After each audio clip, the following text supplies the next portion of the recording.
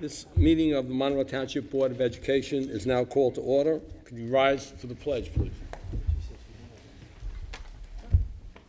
I pledge allegiance to the flag of the United States of America and to the republic for which it stands, one nation, under God, indivisible, with liberty and justice for all. Okay. Mr. Gorski, we have a roll call, please. Certainly. Ms. Arminio. Mr. Braverman. Ready to go. Oh. Mr. Mayo. Yes, here. Mr. Kaufman. Mrs. Koloponowicz. Mr. Nostine. Here. Mrs. Carino. Here. Mr. Ryback. Here. Mr. Russo. Here. And Mr. Rutsky. Here. Mr. Board President, you have a quorum present this evening. And in accordance with the provisions of the New Jersey Open Public Meetings Law, the Monroe Township Board of Education has caused notice of this meeting to be published by having the date, time, and place thereof posted July 8th, 2016 at all schools, the Home News Tribune, Cranberry Press, and filed with the clerk of the municipality. Thank you, Mr. Gorski. We're up to the first public forum, which will be able to address items on the agenda. If anyone from the public is interested, they can step up to the microphone, and please give your name and address, and you'll be limited to 3 minutes. Mr. Poi, I can't see you, but there you are. Good evening. Doug Poi, 4 Tamarack Road. I looked at the resolution that I believe is on the agenda tonight, and I had some concerns or questions. In the various whereases, the second one from the last, or the next to the last, it says alternative methods of achieving state and federal requirements for graduation. I just wasn't aware that there were any federal requirements for graduation. I think all the graduation requirements are basically controlled by the state. But I just point that out, and I could be in error there. Also, as I went through all the whereases, and I kept double checking, I went then to your what you were resolving, or at least proposed to resolve here. And it seems that as I read this, it appears that you may be uncomfortable with the options that are being provided for 2017 through 2020, because there are options being provided over that time period. So I think the resolution may need, you may need to pay a little bit more attention to when you want these things that you're asking the State Department to do to go into effect, because I believe the intention is that they go into effect for the year 2021. But take a look at that, because as I said, in number 2, you're saying you urge the department to provide multiple pathways to a high school diploma. Well, they're already doing that for the years 2016 through 2020. And you acknowledge that in your whereases up here. So I think it's a little confusing to me exactly what you're calling for in the resolution. Also, you're urging them to provide these multiple pathways to a high school diploma that includes alternatives not based on standardized tests. As an educator, I have a great concern about that, because if you don't have standardized tests, I think it's very difficult for your district to determine how well the students are meeting the curriculum, as well as how they're doing compared to other districts in your state. They have to compete against other students in terms of college admissions. And if you don't know how well your or our students are doing compared to other districts, and the only way to know that is some type of standardized test, then I think you're missing out on some very valuable information there. So I just share those concerns with you because I read the resolution. As many of you know, I have many, many years of experience as an educator and also an administrator. And as I read this, I was just troubled by those points that I brought out. Thank you. Thank you, Mr. Poi. One comment maybe we can expand on a little bit is the federal involvement. I think that's the new law, Every Student Succeeds Act. Did I get that right? Yes. So technically, Mr. Poy, there is no federal requirement for, as far as an assessment for graduation, in that the states decide the requirements, but the states that have adopted the Common Core and follow, or that are following the Every Student Succeeds Act, and also even prior to that, the Race to the Top initiative, followed the guidelines, which are that there are standardized tests assigned. That even goes back prior to the No Child Left Behind, back from President Bush and others, that it started then, and the testing at each grade level from 3 to 8 and in high school was a part of that. So it does address federal requirements in a way, and it always seems to be a contentious area between the states and the Department of Education at the federal level. But good point, though. Thank you. Not seeing anyone else from the public. What I'd like to do, though, just for the flow of the meeting, is to interchange 6 and 7. So I'd like to move to other board business right now. And Mr. Mayo, we have your resolution. Would you like to introduce? Yes. I make a motion for the following resolution. Whereas the New Jersey Department of Education, NJDOE, has proposed new regulations regarding high school graduation requirements, which eliminate the alternative high school assessment and replace the mandatory high school proficiency assessment with the Partnership for Assessment of Readiness for College and Careers, PARC assessments, and whereas the New Jersey DOE proposal provides that students graduating in 2016 through 2019 can satisfy graduation requirements by demonstrating proficiency in English language arts and mathematics through a means other than end-of-course PARC assessment, including achieving a passing score on a substitute test such as SAT or ACT, or meeting the criteria of the New Jersey Portfolio Appeals process, and whereas the New Jersey DOE proposal provides that students graduating in the class of 2020 can demonstrate graduation proficiency through the same alternative means as those in the classes of 2016 through 2019, provided that students in the class of 2020 take all end-of-course PARC assessments for which they are eligible as of the effective date of the regulations, and whereas the New Jersey DOE proposal requires that students graduating in 2021 and thereafter who have not demonstrated proficiency in English language arts and mathematics through the end-of-course PARC assessment by their senior year can demonstrate graduation proficiency by meeting the criteria of the Portfolio Appeals process, and whereas under the proposed regulations for the classes of 2020 and thereafter, with exceptions for students with disabilities and English language learners, students will be required to take all of the applicable end-of-course PARC exams in order to be eligible for the Portfolio Appeals process. And whereas the Monroe Township Board of Education believes the state should provide alternative methods of achieving state and federal requirements for graduation, and whereas the board further believes that students who are unable to demonstrate achievement through the PARC assessment should be offered reasonable alternatives as determined by the New Jersey DOE to show they have met the requirements necessary to meet graduation standards.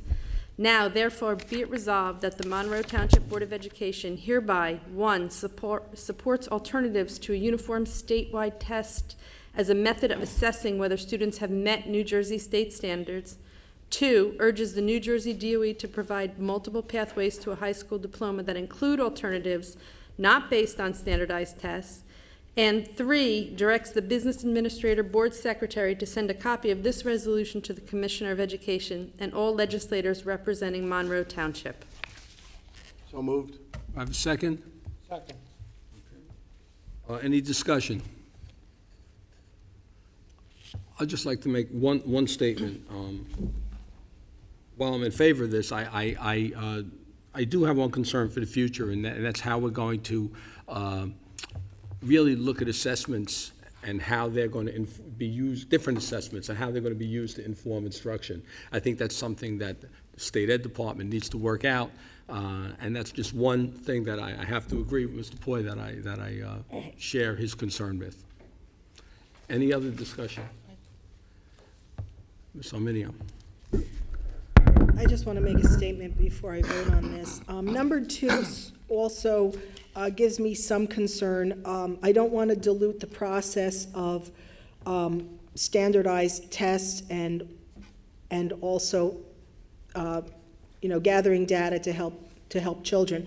So since this is a resolution to go to the state asking them for other consideration, I'll probably vote for this. But number 2 sort of concerns me that it's too open-ended, and and we should have some kind of standard testing, I suppose, for lack of a better word, and not to dilute the process of finding out whether our children are being properly educated or not, which is beyond, something that I can assess. But I do believe that assessing our children to really further their ability to succeed in the future. I don't want to dilute any process that just dumbs down our educational system. I think we have some global issues. I know this is Monroe Township, but in the bigger picture and the global issues, I want all of our children to be as rigorously, to use Steve Rybick's words, rigorously educated as possible. So although I support this initiative, I do want to caution us as a board not to dilute the process so much that we're not using. Can I Absolutely. Can I just say something to that effect? The way the regs are written right now, the only way to graduation is by taking the end of year PARC courses.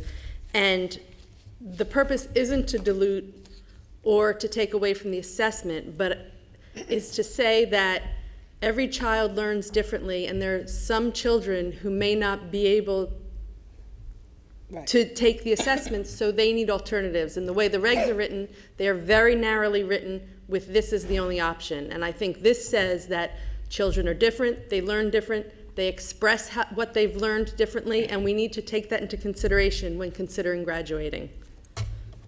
Yes. Okay. And while I would agree with that, we don't want the regulations to be too stringent, but I'm just commenting that the language in 2, in my opinion, is too broad.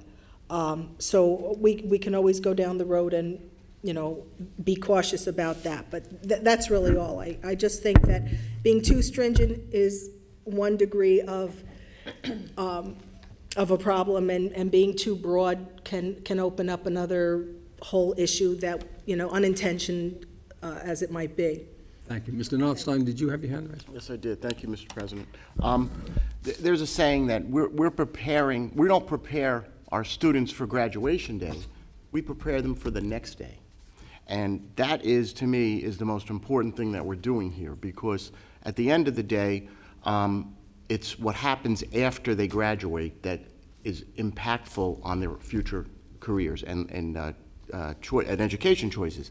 So based on that concern, I would love to hear what Dr. Kozak has to say about this resolution and get his input.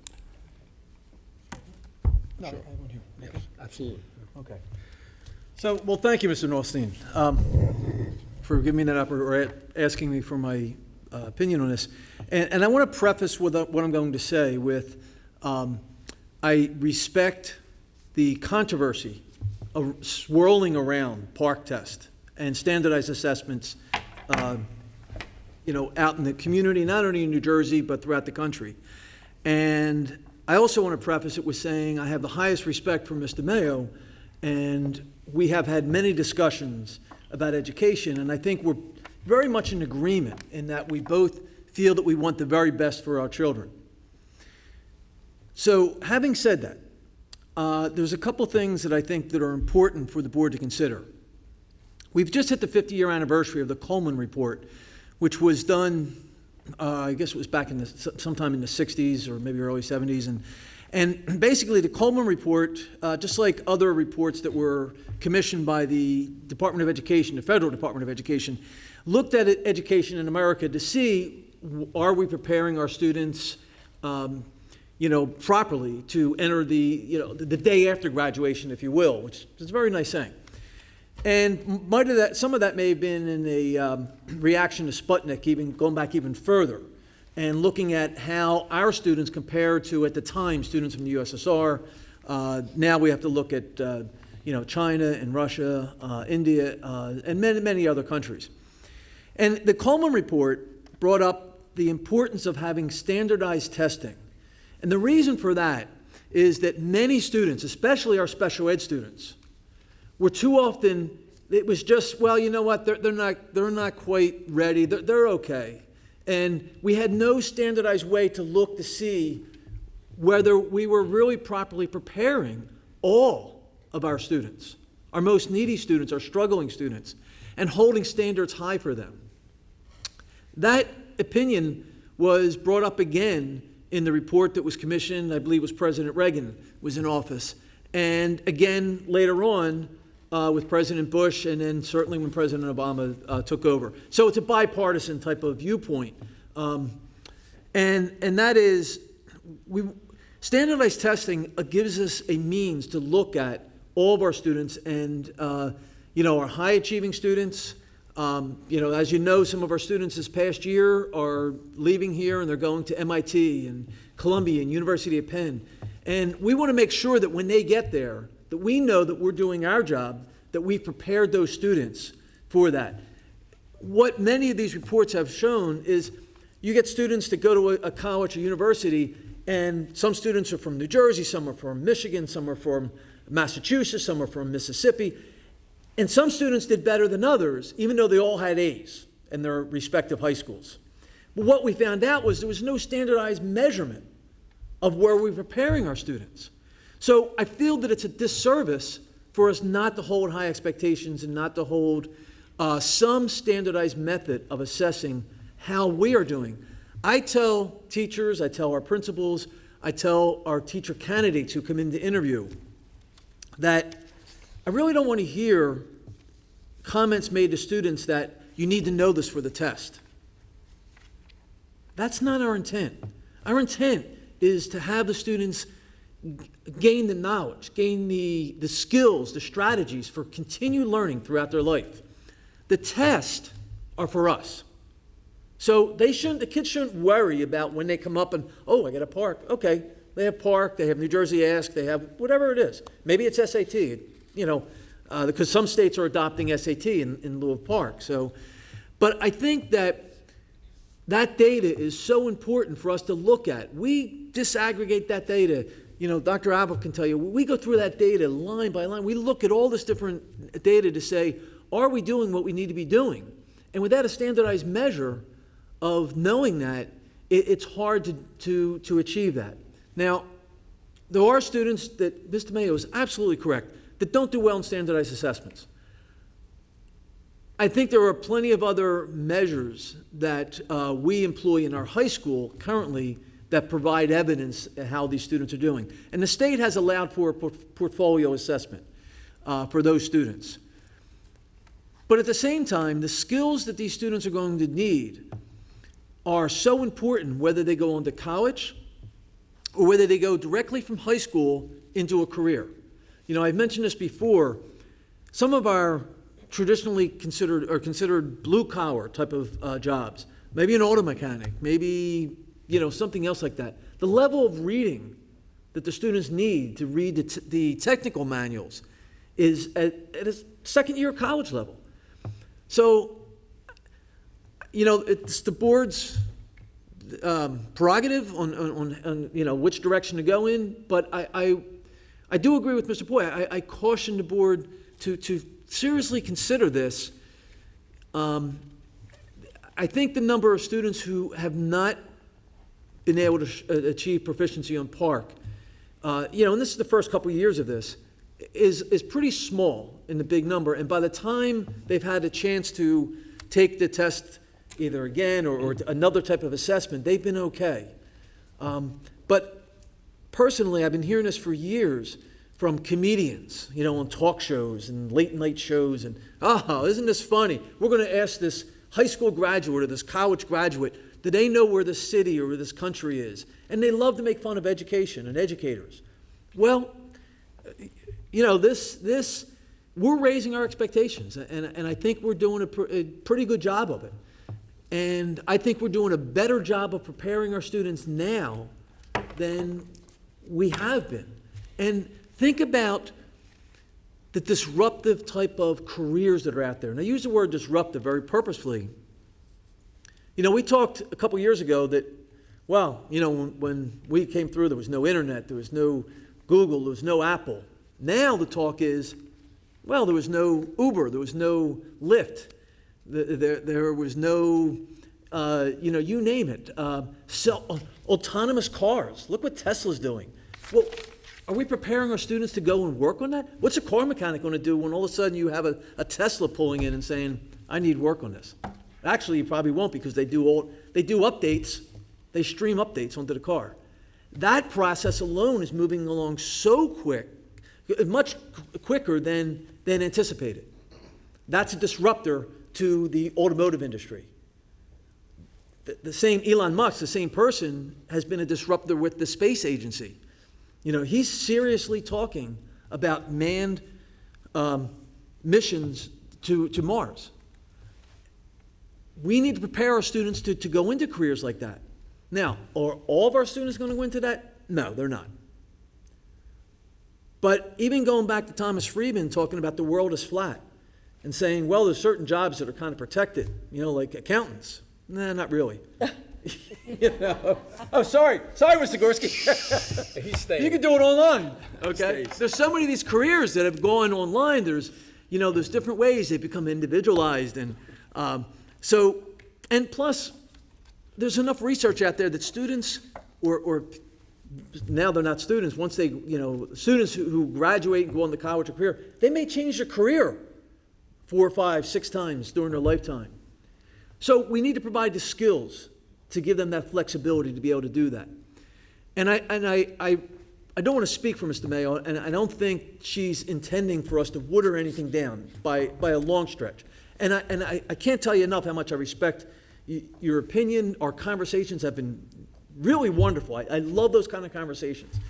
And I think that's what we're about education. I love that we're having discussions about that. And there's certainly many students who may go into certain careers that, is algebra ever going to benefit them, or biology? Maybe not. But again, it's that right brain, left brain type of thinking that we want to encourage, and we want to make sure our students have those skills.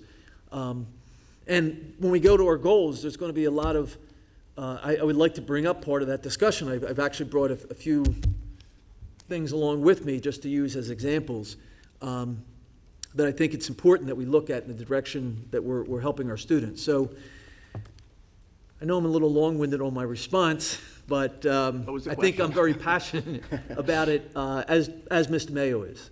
And I hope you really understand that I say that in the most respectful manner, because I want you to understand that I do respect your viewpoint on this.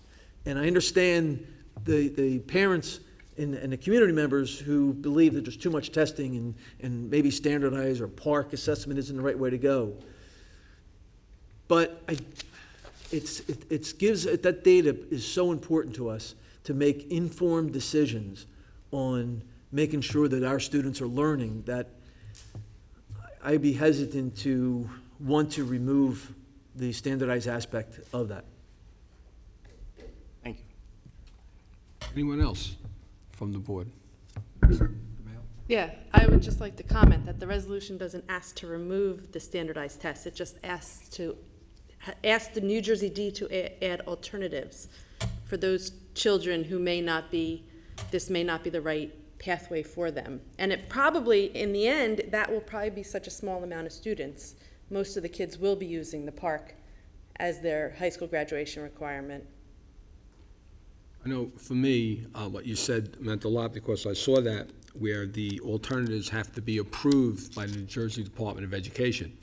I believe not every district is supporting that. So there obviously is a standard there that we're expecting, and I think a very important standard as well. The other thing about the standardized tests, yes, we need some sort of a standard to measure growth and how we're doing. But we're also, and I know we'll be talking about this when we talk about board and district goals, we also are going to be using a lot of data to inform instruction and give us, really the ability to make these kinds of decisions and look at how we're doing internally.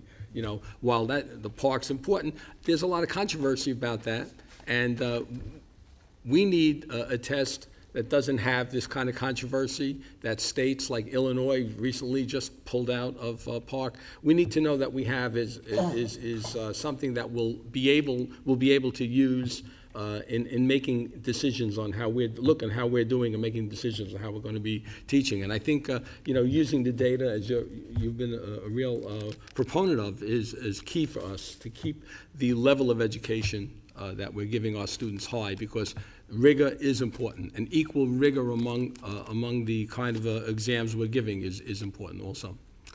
Anyone else? Mr. Gorski, think we can take a vote on this? Ms. Arminio. Yes. Mr. Braverman. Yes. Mrs. DeMayo. Yes. Mr. Nostine. Yes. Mrs. Carino. Yes. Mr. Ryback. Yes. Mr. Russo. And Mr. Rutsky. Yes.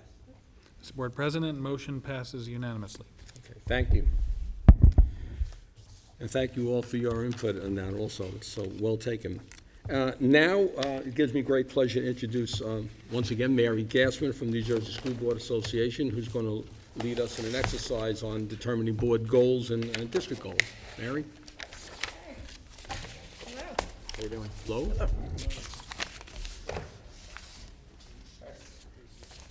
Okay. Okay. Hear better? Okay.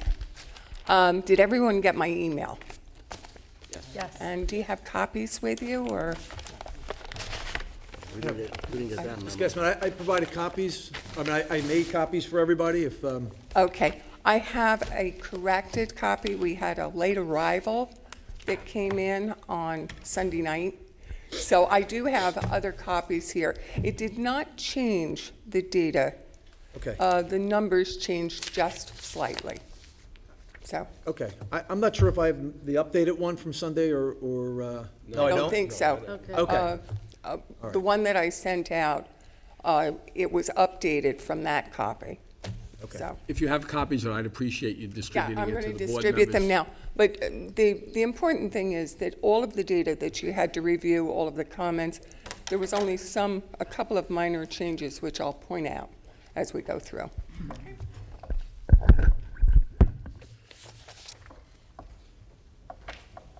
Want me to pass that out? This and one sheet.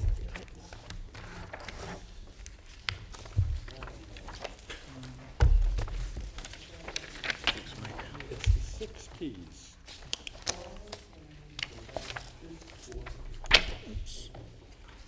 Thank you.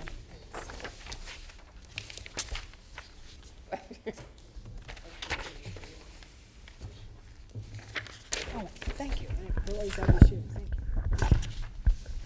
What'd you think of the process of getting the material ahead of time? So you had an opportunity to go through it before we pull up to the table? Yeah. Better, huh? Yes. Yeah, because tonight, you guys are doing the work. I'm not doing the work. You're doing all the work. I'm just here to write it down and try and facilitate it. That's the word they use. Good verb. That's right. Good verb. Okay. All right. So, I guess you've done this before several times, and it's not any different than it was over the past several years. So, what did you find most interesting about this report? That it's similar to last year's? Similar? Yes. Yes, it is. What else? I guess it allows you Okay. to reflect on what we've done as a board and what you do as a board member. Yeah. Yeah. Well, that's how the process itself gives us the opportunity to stop and think about where we are, where do we want to go, where have we been. One of the things that any organization does is they assess themselves. And it was interesting listening to the conversation regarding assessments. I mean, we assess every day. We assess ourselves, we assess our organizations. So that's what this is. Okay. What else did you find as you were going through this, when you were looking at the results? Pretty good. Well, if I may, I think Please. in many instances, you see a wide variance ranging all the way from commendable to unsatisfactory. So there's certainly not a consensus view on most topics. Good observation. That's correct. No. No, you got plenty more to do. You have to speak 5 more times. It was 5 total. You wanted to get in first, right? But yeah, I did notice that. Yeah. And that is true. And that was across all elements. Did you notice the value? Yeah, the top scores are always higher than the bottom. I mean, the bottoms are always higher than the top. You think? Yes. That's an interesting concept, and that's from board to board to board. The board member always believes that they are doing everything right. It's the board, the other guy, that's not doing it. And those numbers were reflected in this report exactly the same way. The value, all of the members of the board place high values on all of the elements. Your lowest, which is certainly not low, it's above a 3. The thing that you would look for is anything below a 3 would cause concern. But your board-staff relationship, that's the lowest. And I would assume that that's because you work through your administration. And some of the questions that are asked kind of indicate that you would be talking directly to staff, which I know you don't do. Okay? How about some of the other things in the report?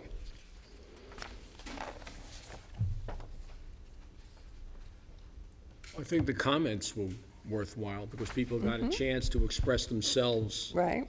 On individual aspects of whatever we do that they feel we could do better or that we did well on. Did any comments jump out? Any comments that we would like to talk about, we should be talking about?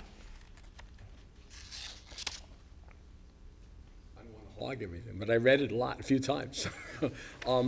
I think some members of the board would want some professional development in areas that we deal with. Yes, yes. There was an interest in professional development expressed on the comments on the last page. How about trust? There were a couple of comments regarding trust. How about trust? Well, it's that collective "we" that kind of bothers me. We have found. Like, where did that come from? We have found. That's the royal we.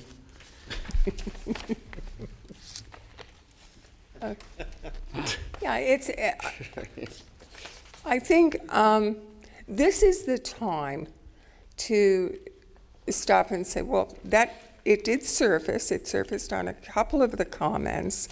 So when we go to set the goals in the next few minutes, when we start talking about board goals, that might be something to think about.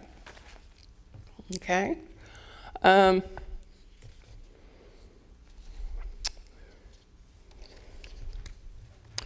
There's another word, respect. I saw the word respect in the comments.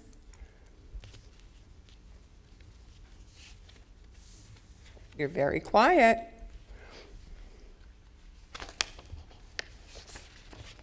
That goes hand in hand with the trust issue. Okay, okay. On a separate element, okay?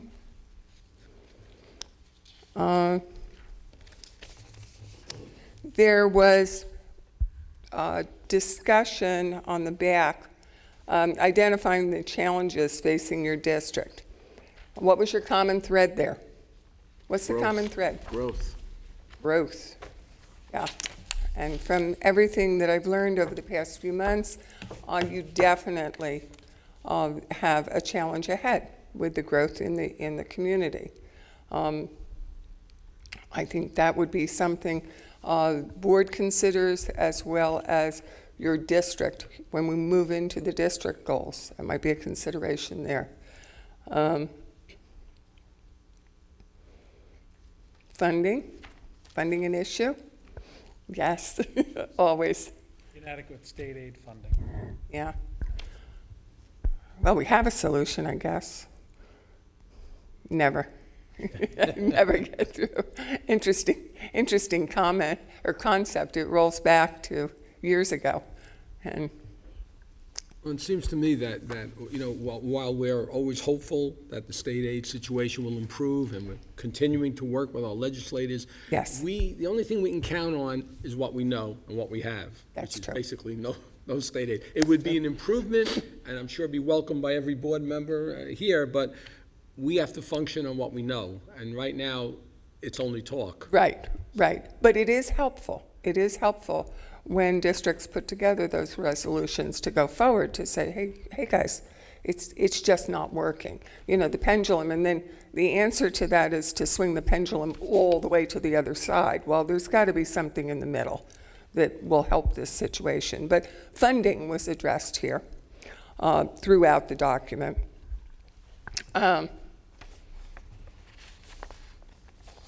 What else? When you were going through it, what were some of the thoughts that you had as you're trying to answer some of these questions?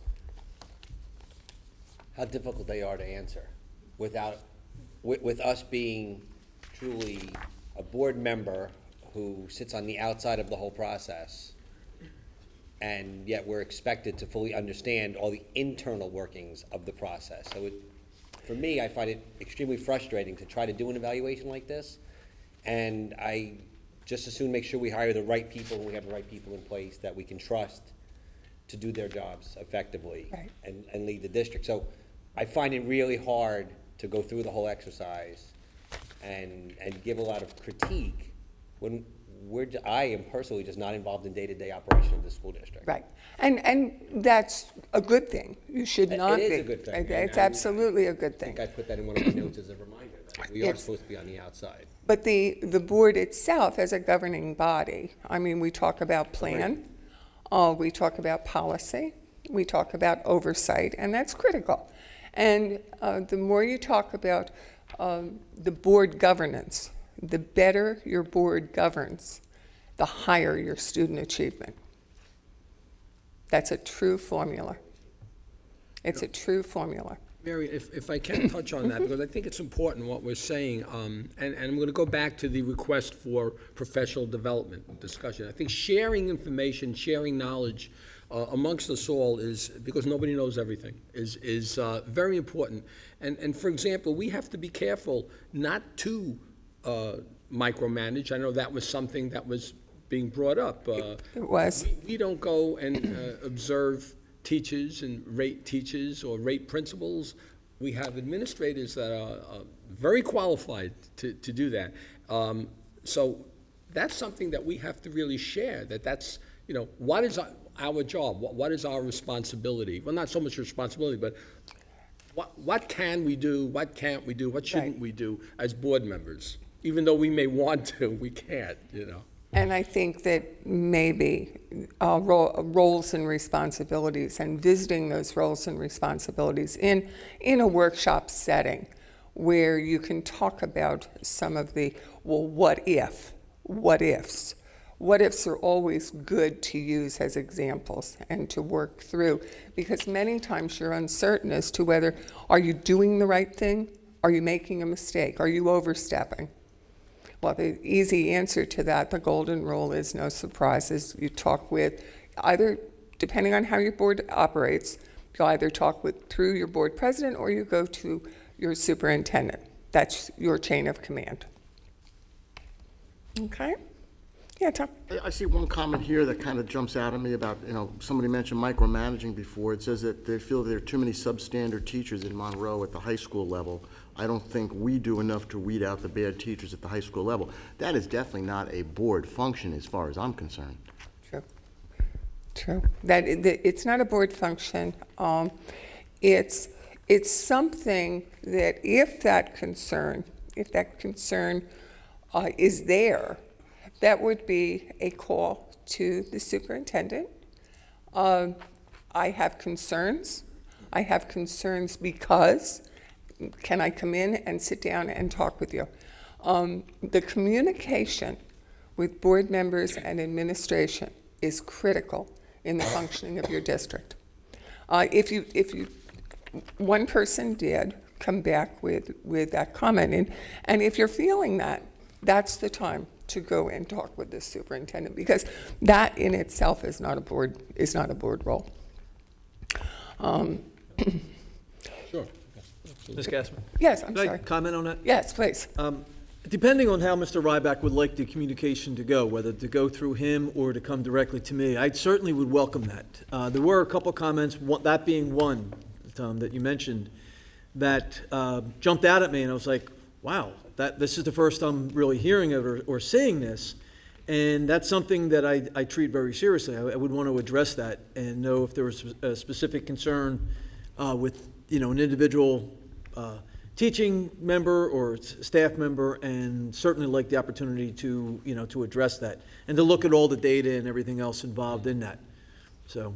Yeah, and like I say, communications and visiting with roles and responsibilities, we talk a great deal about communications, and the more you communicate, the better functioning board you become. Okay, there was another one in that was, it's under recognizing that our board's highest priority is to improve student achievement. What are 3 major challenges currently facing our district? Now that is part of the New Jersey School Board's form, but one of the comments said there was an objection to the way the question was written, and it said, this is what New Jersey School Boards believes to be the highest priority for Monroe Township. And then the comment goes on that says, student achievement is not addressed in mission statement or the district vision statement. And I was somewhat confused by that, because reading your vision statement and your mission statement, certainly it involves student achievement in order to deliver. I mean, that's the business that we're in. So that's why that statement is written that way. But I'm not quite sure why that is, why that comment came forward. It seems to be maybe a person took it literally, Could be. The mission statement says, prepare students to receive an exemplary education. Clearly involved in that is student grades and achievement. Student achievement, Yeah. but it states clearly. Yeah. So I mean, and these in themselves, they can introduce discussion. I don't think that there's much discussion coming from these tonight. I just had a question. I mean, one of the things that I know as an evaluator in my job, that an evaluation should never be a surprise. That to me has always been my mantra, because if it's anything on an evaluation is a surprise, we've missed the point of the evaluation. And unfortunately, there are some things here that are a surprise to me. So to me, that means that we as a board are not doing our job to communicate the issues with each other. And that to me is a concern. And that's a very, very good observation, because, agreed, when we do evaluations, and I'm sure that this is true, although I have not worked in a classroom, I'm sure that if a teacher is not performing, the first time they hear about it is not at their first assessment or their first observation. In my world, your employees, if they're not functioning or they're not doing something correctly, they're going to hear about it at the time of the incident, not waiting until their semi-annual or their annual review. So point well taken is you don't expect to see surprises on these forms. You should be talking about it as they come up on a day-to-day, monthly basis. Yeah. Well, okay, the thing about surprises or having these discussions, I mean, really then, anything that's on this evaluation should be discussed in public.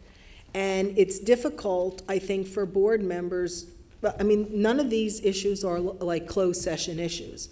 So we should be discussing them at a public meeting because we're transparent, correct? Mm-hmm. So, but I think that there is a human reluctance to discuss some of these things in public. So there's a little bit of a difficulty there. I mean, I don't have a problem discussing these kinds of things in public. However, it may seem like, oh, will it embarrass the board, or it'll embarrass the district? You know, there's a tough line. In some cases, it appears that it's one individual has this feeling about this.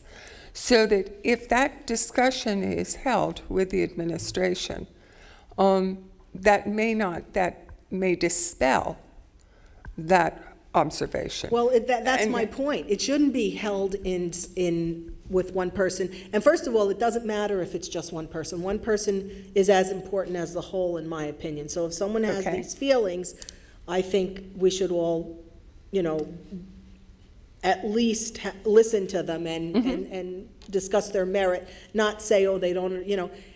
I think respectfully, I would like to discuss the merit of anyone's feelings. Mm-hmm. But the point is, if we discuss these kinds of things, they probably should be held at a public meeting, and that's usually frowned upon even by school boards. Well. So there's a little bit of a conundrum there. But, well, training it can be done one-on-one. Training can be done on one-on-one. Right, but training is so in other words, training to change somebody's mind? No. Sometimes it's training. It's a training that helps someone understand the process that's being used. Okay. Yeah, and we do train individually. So, or you can train, as we're doing tonight, this is in public session. Okay. So, okay. The strength of the board, as a result of this, the strength, what's your biggest strength? What do you believe your biggest strength is? I think it's evident that there's a lot of board members that feel very positive about the collaborative effect. Collaborative, yes. Yes. And there's actually a comment here about the board president enhancing that collaborative effect. So that's very impressive. That was more of a theme. That was more of a theme throughout the document. If you take a look, just take a look at the charts.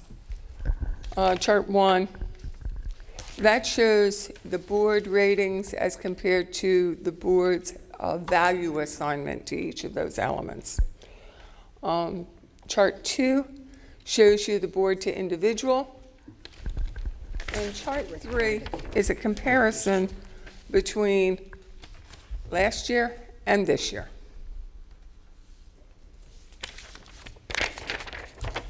Okay, are there any questions on that data?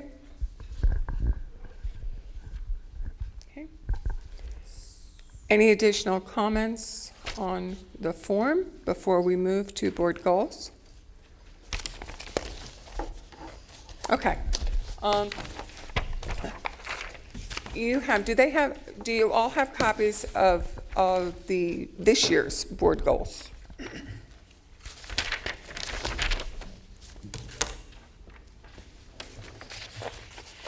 I don't think so.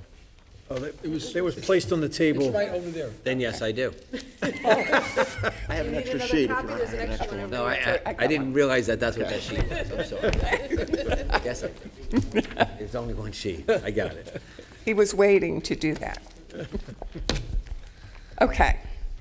To have 100% participation on the board's self-eval and the superintendent's evaluation. You get it? Nope. Oh, boy. You had 90% though, right? You did very well. I was going to say, I'm teasing with you because you did really well. This is difficult. You are volunteers. You're giving so much of your time, and this isn't such an easy process. So you had close to 100%. You really did. Okay. To provide support for the board-approved plan for enrollment growth and facilities needs once the plan is developed and moved forward. On that, what do you think?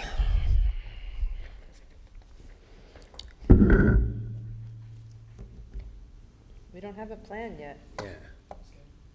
I would just Yes. like to remind the board on that one, when this was prepared, the enrollment plan that the board had was to redistrict, and that was implemented this past September. Okay, so Hate it. so that has been, Another plan.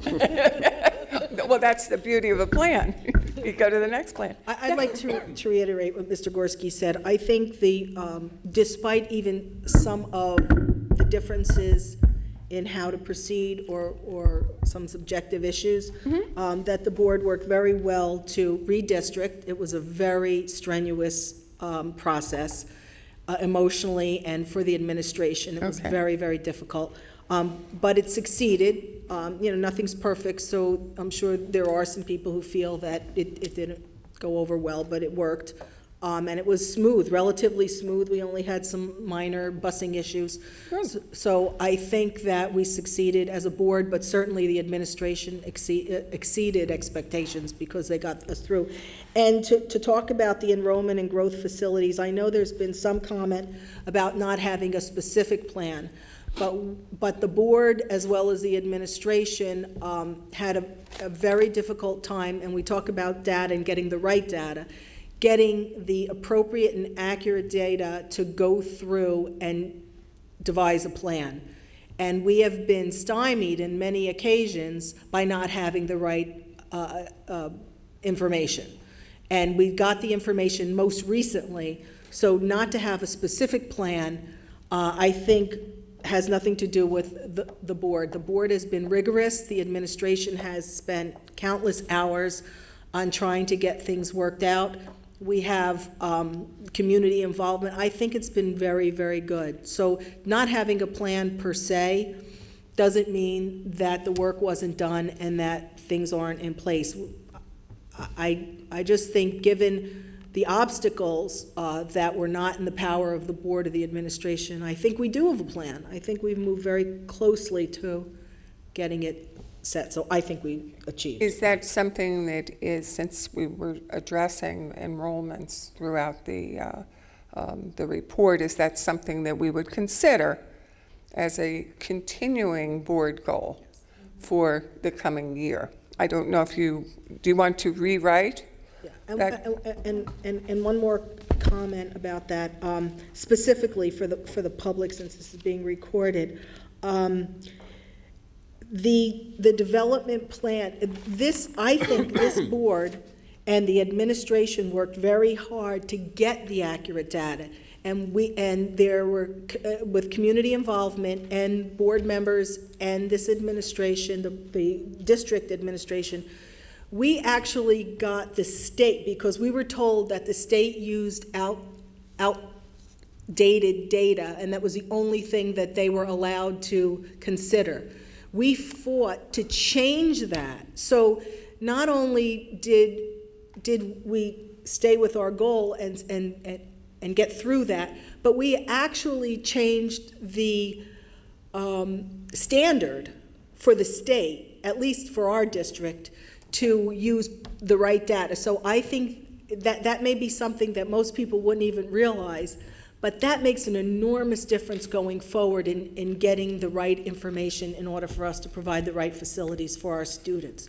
So again, that's sort of under the radar, but that was an enormous task, and I think as an organization and with the help of very, very committed people in the community, we were able to change the nature of the formula in order to get a more accurate picture of what we need going forward. So again, I'd like to add that to our goal. I'd like to say very well said, Yeah. and to highlight the difficulty in change in general, because there's always opposition to change. And to bring this out in the open, the inequity in using the kind of information and formulas that the state has been using, I think was a big step forward for this district, so that we were not bound to use the Rutgers survey, just to mention one, that would, if we did use it, would definitely impact negatively in whatever plans we would be bringing forward. Okay, that's good, but will still need. Yes, absolutely. This is a continuing, okay. Review the board, committee organization, and structure processes. I'm sorry, I didn't hear what you said. Review the board, committee organization, and structure processes. You did, that's completed? Yes, we Okay. did that. That's The good. reason we Thank take a look at these is to see if you want to do the continuing into next year. All right. So, the other part, you were going to think about what you would like to consider as goals for the coming year. Thoughts?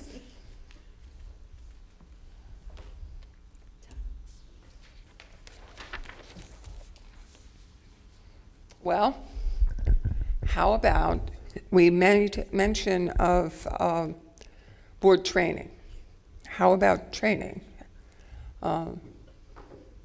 That's an interesting thing. And I don't know that we should know about individuals because, again, that's subjective. Is every board member certified to be certified for the year that they're there? That every board member should have the certification, The some mandated certification? Does someone check that? That's Yes. what I'm saying. VA. It's Yes. like- There have been years, though, that some board members have not fulfilled the training obligations. Yes, Nancy Tagliaferro and I spend a lot of time monitoring the board members' required training, and we prompt board members and offer courses through school boards and other means to satisfy them. There's online requirements that could make it easier. And everybody, to my recollection, has met those requirements, except for maybe certain instances where somebody was resigning from the board. That's the only one that comes Yes, to mind. those are the mandated trainings, the Gov 1, the Gov 2, the Gov 3, all three are taken in your first term. Gov 4 is the first year of all subsequent terms. So it's also monitored by New Jersey school boards. We run the report. We just ran a report on 30 June, and that report, those individuals who had been reminded several times, they were forwarded on to the Ethics Commission, which is where that report goes. But the mandated training, the training that I'm referring to is more either board collective training. There was some indication in the report that finance, that you might like to have more knowledge of the finance and how to get through the finance reports and that. And I'm sure that Workshop for that. finance ethics. Sure what you're asking for. Yeah, I was going to say. Might take And days. there's several different levels that could be addressed, but also there was ethics. There were a couple of things on ethics. I'm sure you have in-house attorney, right? You have an in-house attorney, and school boards also can assist with that. I mean, we have an ethics program that we do annually with our boards, and in recent years we've been traveling with an in-house attorney because the laws associated with confliction and volunteerism and all kinds of that kind of stuff have gotten so complex that we travel with an attorney now. But maybe ethics, all right? What else?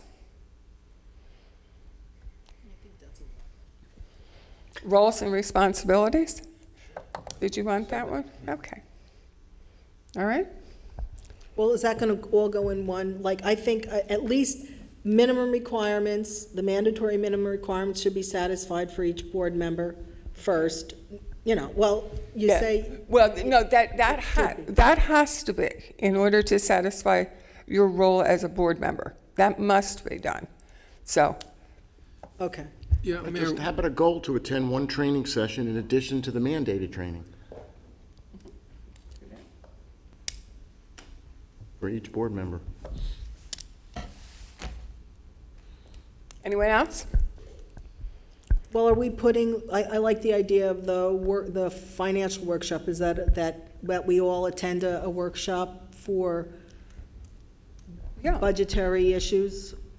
I don't know when. There's School Budget 101. I don't know if you want all of us, I think it should be a choice. Okay, so if Bottom level. individuals, okay, that's fine. Maybe other people have weaknesses in other areas that they want to look at. I think that's okay. why I said if generally, if each board member were to attend one training session in addition to the mandated training of their choice. Because anything that you're going to learn better if you picked it. Are you gonna turnkey back to your board, the individuals? You mean bring the training back to? yeah, to do a an- workshop here for Yeah. the board members. They do that in schools a lot. Train the trainer. I just want to be clear one thing. What we're doing now is basically brainstorming, and you're making a list of ideas. This isn't necessarily going to be the final product. I just want to be Yeah. clear of that, yeah. All right. So what did you say, finance, ethics, and, Roles and responsibilities. Roles and responsibilities. responsibilities. There's legal, I mean, there's tons. yeah, there's, yeah. Legal's a good one, too. Oh, yeah. It's good to know about. It's not going to be all of these, obviously. If you just want to take it quick. Going to a meeting, not a meeting, going to a district meeting with school board's organization. Oh, County? There you go, county meeting. All right, county meeting.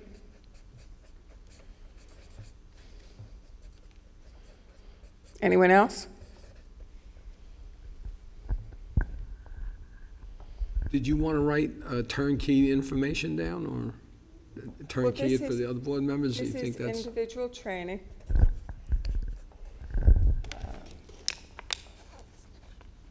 Okay, these are.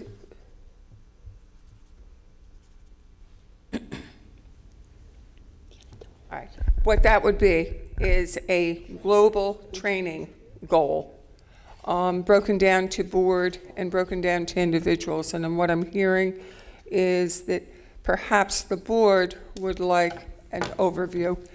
Yes? I think this is related maybe to where the direction you're going, Mary, but I don't know if all the board members are aware of all the training opportunities afforded to them through New Jersey school boards, either online or in person, and the other possibility of you coming to a board meeting and providing training. So when, just a mention of all the board members, there's the mandated and the required training, I get that, but then if you go over and above that, like Tom had suggested, maybe just, again, I'm not sure if everyone has that, the list of all the trainings that are available. If it was in the packet that I passed out the last time. However, what I will do is, when I get back to my office, hopefully tomorrow, I'll send it out to you. It's just a listing of all of the courses. And they're courses that we can bring to you. Sometimes it's a special meeting, sometimes we tack it on to the board meeting. It's very difficult to tack onto a board meeting because you'll wind up here until, but you make that decision. It's Okay? also webinars that I was that going are to on say, the website. we You can have just go to it and- someone just mentioned legal. Twice a year, we do legal updates. Do you go to those, the legal updates? Or I guess not because you I have. I haven't, but our board attorney has. Yeah, that's what I was going to say. Mary probably goes. I've been to the legal ones, they're excellent. Yeah. Yeah, and I look forward to those because it just, as a layperson, it just brings you up to date. So, and each and every one of you should be, if you received the emails over the weekend, each and every one of you should be receiving emails like 5 a week. from New Jersey school boards. You get a lot of, like the school board notes comes out. There's Sustainable Schools is coming out. Soon you will be getting Future Ready Schools will be coming out. I don't know if you know about that. That has to do with the technology, Future Ready. There's all kinds of information that comes through. It's almost an information overload, really. Including the legislative updates. Yes. That are coming out as well. Yes, and we have an app that you can actually put on your phone if you so choose, and we will let you know the moment a legislative update comes out. But What's that app called? I'll send it to you with the instructions. I have to do that. I'll do that tomorrow. I have to do that from my office because I can't remember it. All right. Yeah. I just wanted to remind the board of the Accountability Act and the travel regulations. It probably would be advantageous to have a brochure of events up front so that they can get board approved for the travel costs and the event costs in advance, because the retroactive approvals that are prohibited. Usually they try and send that information out soon enough, but yes, you're right, the late registrations don't always work if you're going to apply for travel. I just want to, just another thought on the type of workshops that we may be interested in, and that's using data. We're having all this data that we're using in the schools, to take a look at instruction and successes. I think it might be advantageous for the board to be able to understand this data and see, so we could see how it's being used and understand the importance of it. Yes, depending, and every district, that would be internal to your district, that type of training, because every district is doing different things. I mean, they're using data, they're managing by data, they're making decisions through data, which is a concept that's used in the technology world all the time. But each district does it a little bit differently, so that's something that would be trained internal to your district. I'm sorry, yeah? How about training on the main source of what finances the school? Something to do with property taxes, the real estate market. Because we're often told that we can't get, for example, funding, state aid. Okay. And because the community is too affluent. Then we don't know who and how all this data is collected. Okay, And when you have to make decisions on expanding a school and stuff like that, you need this information. And there's to make a good decisions. formula that fills about a page that they come up with those numbers, but I guess that could be something that could be put together, the funding sources and how that's derived. Was that at the training that we went to, the first training, this wasn't addressed. There was one question I had brought up. They don't seem to touch on that issue. Okay.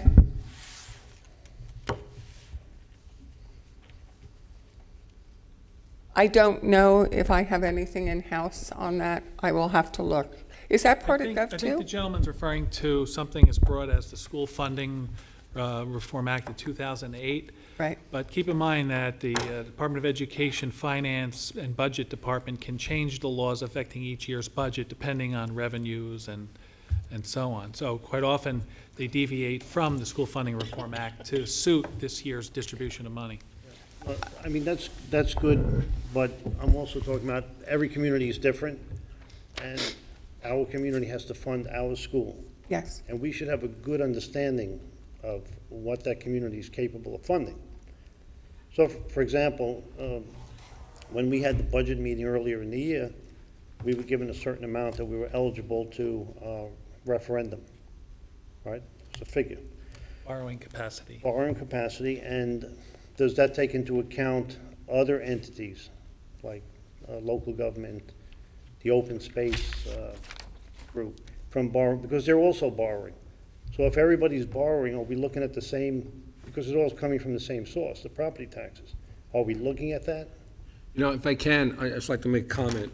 Mr. Russo, I think that having good communication, and we're certainly improving on that with the community, would certainly give us some information feedback as far as what the community feels on, about taxes, and allows us to work together to formulate budgets and ideas that will, reflect the concerns of the community. We also have to worry about, getting the best possible education for our students. So I think that what you are saying is certainly developing a sensitivity to what the community's needs are.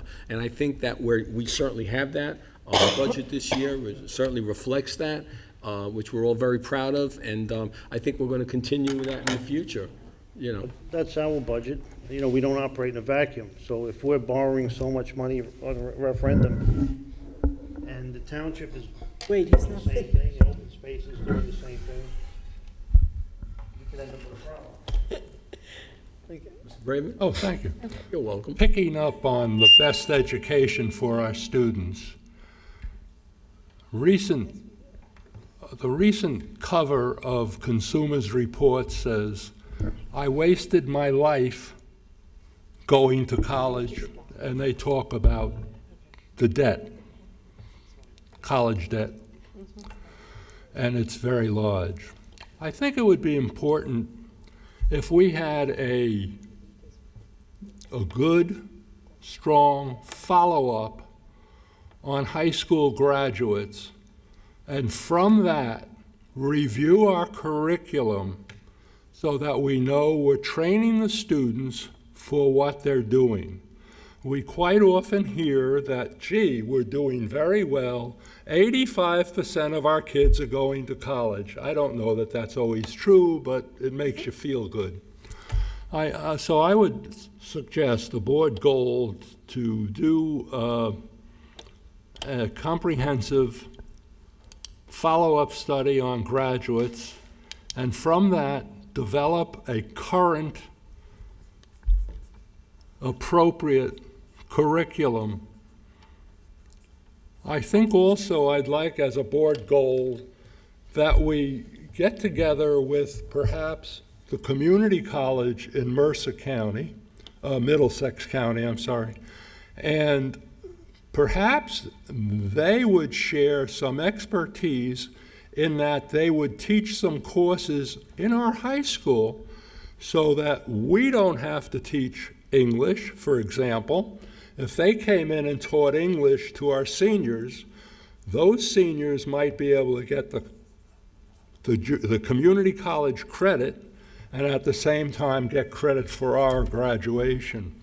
I think we have to have an imagination in this day and age and stop talking about, gee, we can talk about money all you want, but the fact of the matter is kids don't vote, and the only time the only time politicians talk about money is during an election year.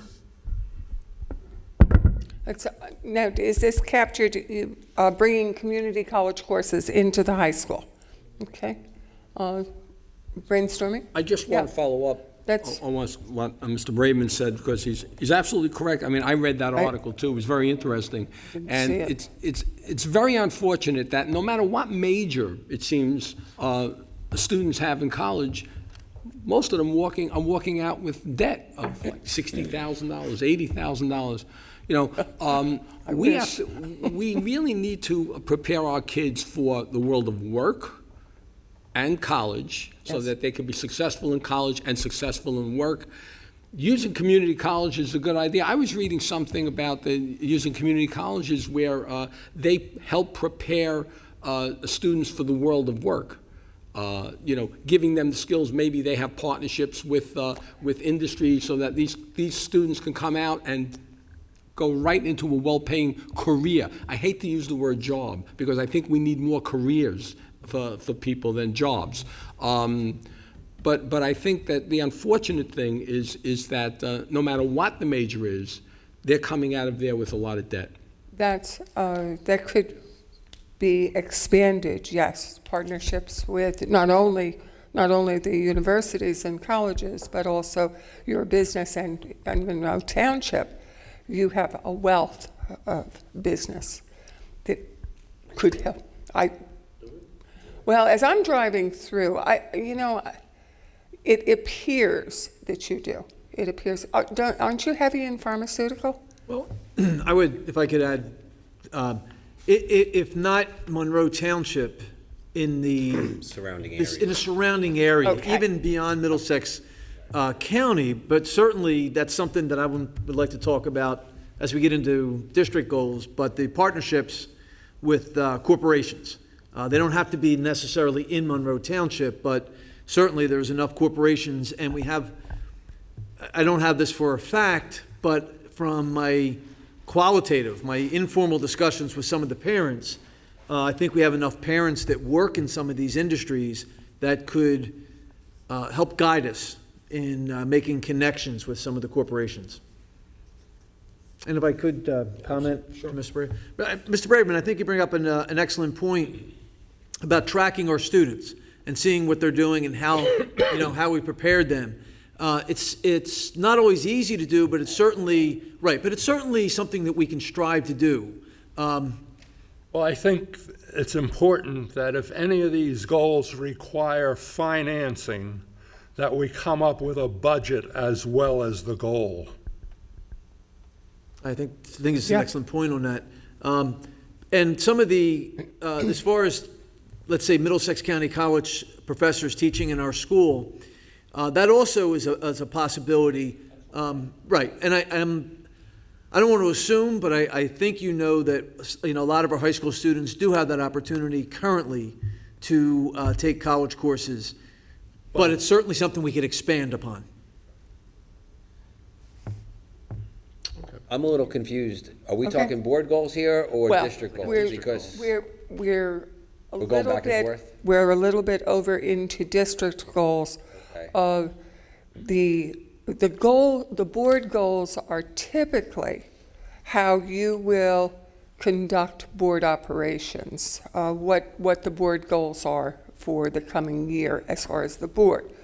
I think for a board goal, I can't see from here, but I'd like to go back to But- board Yeah, goals. I and wanted bring it to- back I just because wanted to capture We're working that. on that. I think we need to continue, word something that shows our support for a board-approved plan for the growth and facility needs. reiterating goal 2 from last year. Yes, because Yeah. goal 2 from last year was really We did it, and we considering do it something again. else, we did it, but Gonna keep this is doing it till we now- get it right. I think we'd be remiss in not. Yeah, well, it's not finished yet. It's, right, just to, if I could, just address that. At the July 27th meeting or 28th, the plan right now is to present the plan to the board at the July 20, I think it's the 27th, right, meeting? We have a meeting actually with our Buildings and Grounds Committee this Tuesday. coming Tuesday, 19th. where we're going to present that plan. And as, Michelle, you stated very well earlier, the data was changing, and especially with the affordable housing, and we were trying to regroup and have all that. But I'm hopeful that we'll present a plan that the board will approve at the July 27th meeting. So the goal would be now really taking that plan to the public. Right. And addressing it to garner support for that plan.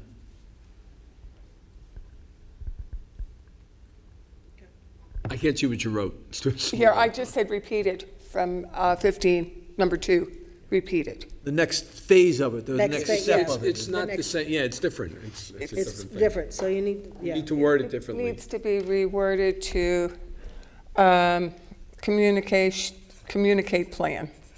How about that? Again, she's just taking notes. We're gonna fine Yeah, tune. and I think we have to use the word Enrollment support. expansion plan, how would we, You can almost word it the same as last year. no. Well, that was based on, Doesn't say what it's based on. Yeah. At a previous meeting, administration was directed to come up with a plan to deal with the student enrollment growth and the enrollment projections and the current facilities and future facility needs. Okay. So I think the goal might be to evaluate and adopt the administrative plan for enrollment growth and facilities. Okay.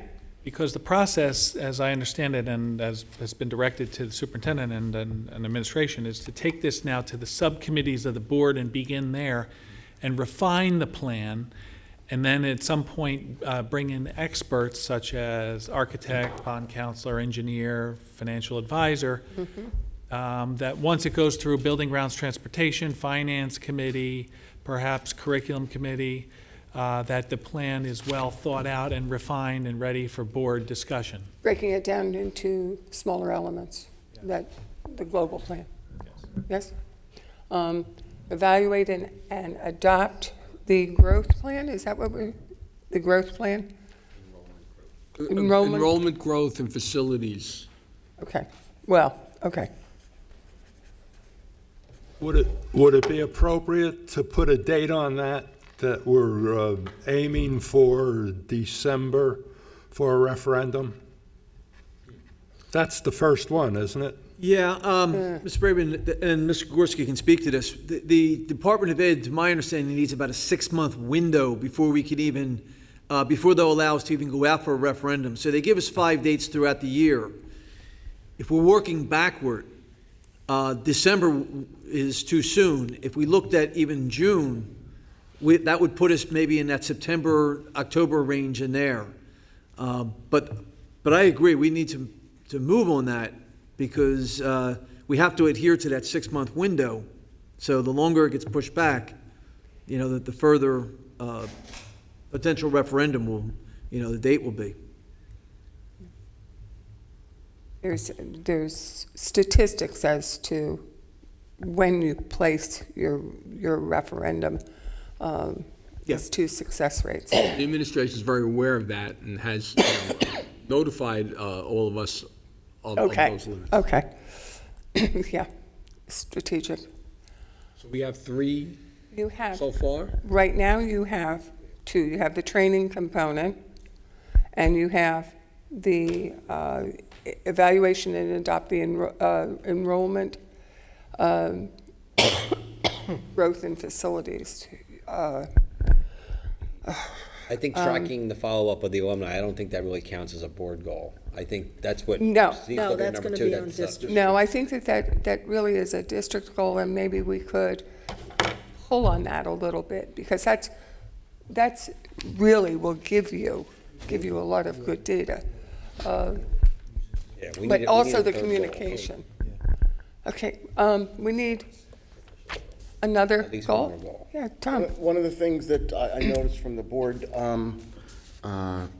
eval was some people, and not even just that, from meetings. I know that I don't think we're quite there yet with a cohesive document system for disseminating the information to the board. We've gone back and forth. I mean, Google Docs is great, but quite frankly, it's not updated. I can't, there's nothing up there anymore. It's like stopped. So I don't know whether to look at Google Docs. I don't know whether to look at my packet. It's not up there. Really? Okay. I'm All right. sorry, I thought it was kept up. No, it's not. And Okay. It's not organized easily. Now, we just got the School Leader magazine, and there's something in there called Board Docs. That is a service that looks interesting. It could be too much for us. I don't know, but I would like to maybe use that as a goal. I had written it down to implement a cohesive document system that all members are comfortable with and have archived data easily obtainable. Excellent board goal. Yeah. It's a great Yeah. goal. Very good. I think that would And include you have- more than Google Doc. I think, like policy, for example. Everything, because it's just a Make it so little, much easier. Committee notes, I think. everything, It's data management. right. And you take a look and you have naming conventions, and your naming conventions are intuitive, you're able to search. And I think that's one thing. I haven't sat through the training on the board docs yet, that's brand new. Looks interesting. But they're trying to do that because school districts do have a considerable amount of difficulty because the data is all over.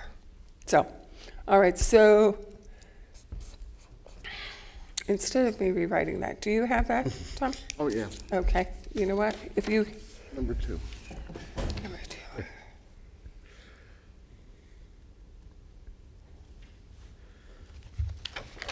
Is this your only copy? Yes, but I have another one at home, but that's fine. All right, let me just do this so everyone can see it.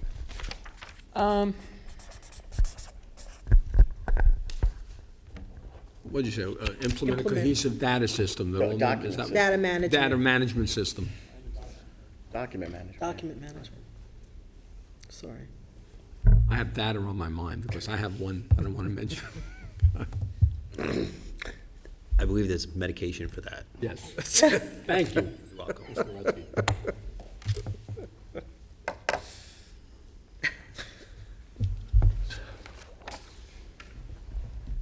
All right. So what we have is a training component. We have the increased enrollment component. And then we have, how about process and procedures, documentation, process and procedures? Expand that one a little bit so that you're looking at your overall operation. Yeah, Okay? and training for it if necessary. Yes. Oh, you know, that's something that is frequently forgotten because, oh, it's just a filing system. It's Right. more than a filing Right. system. Well, that's why it's important that everybody is comfortable with it, and the only way for everyone to get comfortable with it is for that training component. Right. It's got to be a little ongoing too, you know. Yeah. Learning is ongoing. Comfort takes time. You can't just have one session. So Southern profound- comfort takes. profound Well, tonight. the more you use it, the more comfortable you feel. Okay. How's that? He's having a good time up there. Who's not having a good time? I'm enjoying Mr. Rutsky's comments. Just, I warn you, I'm just getting started. He's on fire tonight. Fire. Move it over to this side. Okay. Board goals, District goals? District goals. district goals. We finished board goals. Yes. Are we happy with those? Yes. They'll be rewritten. I'll pass them up, and then you guys can massage them. All right, district. The partnering with university. If I could, I think it would align very well with the board goal as far as looking at the student enrollment, to have a goal that basically is to take this message, this plan, once it's presented to the board and approved by the board, and, you know, either whether it's at the July meeting, the August meeting, whenever that's approved, and that's just going to be the beginning. The next phase then will be really going out, having town hall meetings, talking to the community, going to the senior communities, you know, back to school night, out there really, as I said earlier, garnering support. So I see that district goal could align very well with the board goal if the board, you know, agrees with that.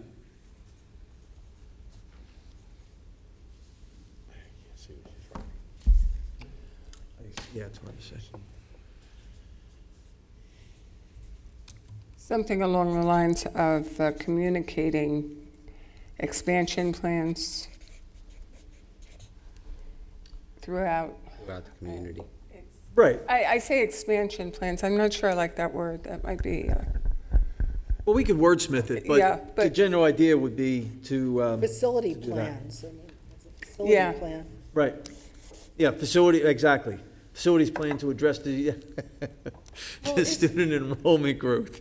If the board's job is to evaluate and adopt an enrollment, growth, and facilities plan, then the district goal should be to implement those facility plans, not just Communicating.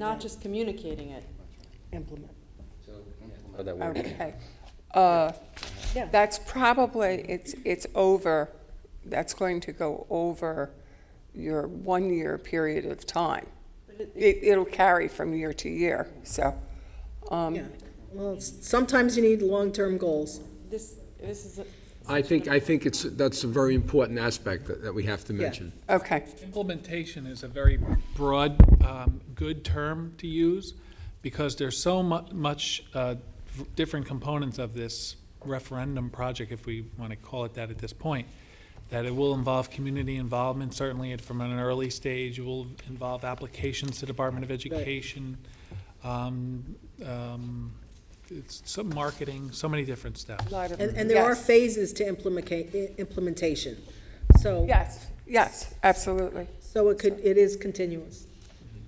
And actually, the goal could be broken down to the Right. phasing, almost the same as you would do in your strategic plan. Right. Just break it down that way.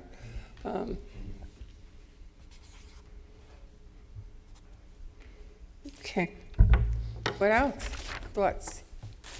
We had a special ed external program review done last year, and I'd like to have a district goal to prepare a long-term goal action steps or an action plan and implement after board approval based upon the special education external program review.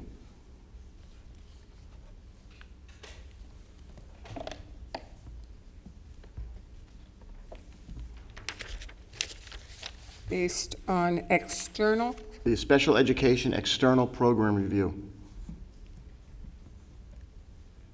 I mean, it may not be feasible for all of their recommendations, so maybe the administration should recommend what they feel will have the Yeah. Yeah, we absolutely. can't, we can't. Good point, yeah. Jill. To prioritize, Yeah. and even if it's a multi-year plan, say, here's year one, Yep. here's the action plan to run it out, here's year two.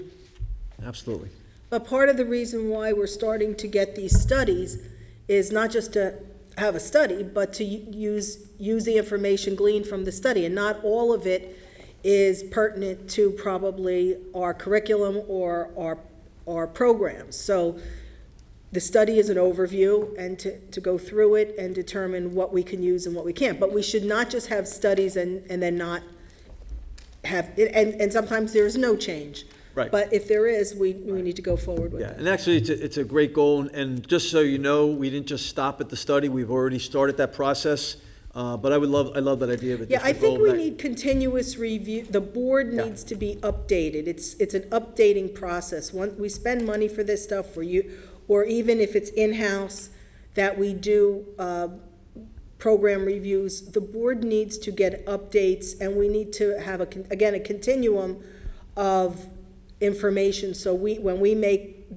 decisions every month, there could be something in the agenda that actually relates to that. So we're not saying, oh, wait a minute, I know we had a study, but I don't remember what the results were. So, yeah, I think that's important. Sometimes some districts have, with the administrator's report that's coming through, they will thread sections of the report back to the action plan or the goal, so that, because sometimes the elements in that report, you don't necessarily connect with the goal, and that helps you.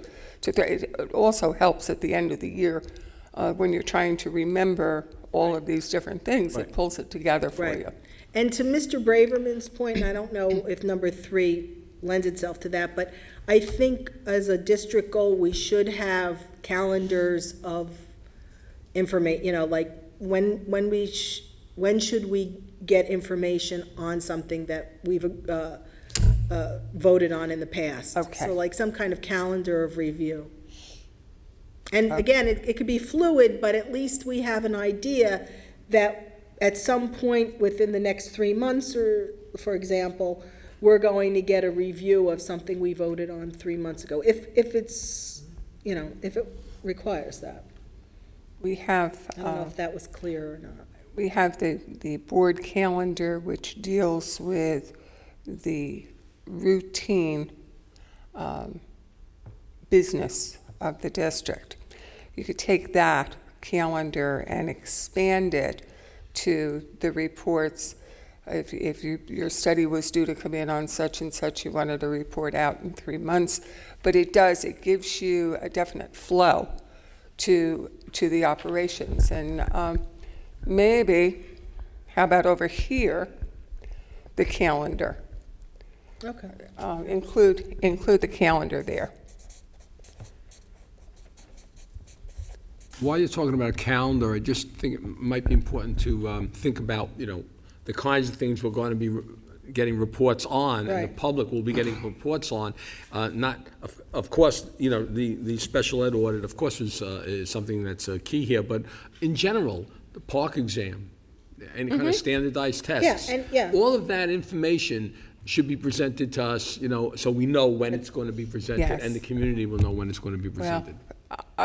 when you're, I don't know, is the park coming more consistently now? It is, because initially it was. Yeah, and we do, Dr. Abick does a report in the fall, and it depends on when the state releases the data. That's really what holds us up to know. It's hard for us to say in November. I mean, it used to be with New Jersey Ask, we kind of knew. November was the month that we did the report to the board and the community on student achievement based on New Jersey Ask. Right. Park, we're getting a little bits of data, we're not getting data, so it's a little hard to tell. But maybe, instead of just keeping it to Park, if one of my goals is to increase the use of data of, on student achievement, and that's not just Park. There's other types of data that we use and that we look at. So perhaps using data, providing reports to the board and to the public on student achievement at different points through the year. Yeah. Actually, I've written it. It's like, it looks like you read my paper here. Tom, sorry. I have this that says, use targeted data to analyze and identify areas of opportunity to improve individual student achievement. For example, analyze the benchmark data provided by the New Jersey DOE from the 2016 administration of the park, identify achievement gaps. And this is what jumped out at me in our board eval. There was a lot of notes in here about inequities between teachers, et cetera. And one way that I feel to close that gap or that perception is to use the targeted data, from just school level to school. I think we've had this discussion in the past too. Even a perceived achievement gap between schools in our district is a huge concern for parents and us as board members. So I would like to use the data, and I know Dr. Kozak is data-driven also, and I think that that would be one way of either denying or actually showing that there is this gap, and then coming up with an action plan of how we're going to correct that. And to Mr. Braverman's point, I actually had written down also to ensure graduates are college and career ready by establishing a postgraduate tracking program to measure success in post-secondary education. Now, again, I know it's difficult, but that is something that might be a good district goal. Just with that, Tom, a couple things that we could possibly use. It would be college boards is, we can get some data from them. We can survey our students if we can get the information about where they've gone and if they respond. And so we can certainly move in that direction. I can't guarantee 100%, but I certainly would be very interested in seeing the results of that data, because really, that's once they leave our district in 12th grade, we may feel like we've prepared them, but how do we really know? So I love the idea of that. And I'll just have to be a little creative in finding out how to get that data, and hoping that, students will respond to it. And, I mean, their emails, everything changes. So their contact information, unless the family has siblings still in the district, we'll have to figure it out. It's more. Right, Joe's gonna go. I was just wondering if we could get data from the community colleges. Like, there's this whole remediation thing that everybody's saying, that we have students who need remediation when they go to community college. Well, it would be interesting to know how many Monroe students went to community college, how many needed remediation, how many didn't, how many graduated in 2 years, how many dropped out. I think that would fall in line with tracking students. That data from Middlesex County College would be interesting. I can tell you that I got that data from Burlington Community College, and it was interesting. It was interesting. So I would love to see how our students, now Middlesex County College, I understand our students do much better, but we can get that data because that's a local college. So we can certainly get that data, and I think it's an eye-opener when you look at that. The number of students that are able to complete their education in 2 years, how many remedial courses they need. That's very, very interesting. That's an excellent point, Mr. Mayor, I have to say. And what they told us, Mr. Minio and I attended Governance 3 this year, and one of the things that just scared the heck out of me was they said 70% of students going into college require remedial courses. And that is telling me that we're not doing the job we need to be doing. Yeah, Could I caution on that? I have an issue with that Right. blanket statement because. It's not a bunch of statistics. It's No, not no, Monroe. No, but part of the problem is when they say that statistic, they say, 70% of kids going into community college need remediation. Well, the question is, how many of those are recent college grads and how many have been out of school for 3 or 4 years and are going back to school and need remediation? It's statistics. What was the Excellent. You know what I statistic? mean? Was Like, it against, it definitely- against community college? Or just college in It general. was college in general. It is high. Even if you have that but number. I was going to as an say, no matter example. what, it's statistics, but no matter what, I think it's alarming to know that students who are graduating high school, and I don't mean Monroe, in general now, have to take remedial courses. I've read numerous articles that, the colleges themselves feel like this isn't what we should be doing, Well, that's true. Yeah. I mean, it's kind of interesting. Close to me, I mean, I had a student that went through 13 years of Spanish, and Spanish Honor Society, straight A's, whatever, got to university and did not test out for Spanish, too. Now, there has to be something wrong there. It's just, so, I mean, I'm not sure about that statistic, but they pulled it from somewhere. Some kind of disconnect there. Yeah. And I'm not saying, where is that disconnect? Everybody's blaming the high schools, but, Right. Right. could it be the problem with the college itself? Yes. There's a Yes. disconnect there. Yes. And I don't like to put the blame all on the. No, Thank you, Mr. Mayor. Thank you so much for that. No, it's- Because, no, I agree with Mr., and if I could comment. One of the things that I looked at, and again, it was another district, but I would certainly love to look at it here as well, and I've talked to our leadership team about this, is the expectations of the county college. How aligned are they to a K-12 education? So, for instance, there's a math test that Accuplacer, that students are expected to pass going into community college. Not just Middlesex, community college, a lot of colleges use that. Well, most of the K-12 education has shifted to a Common Core, to another area, and that math entrance exam may not reflect what we've been teaching in K-12.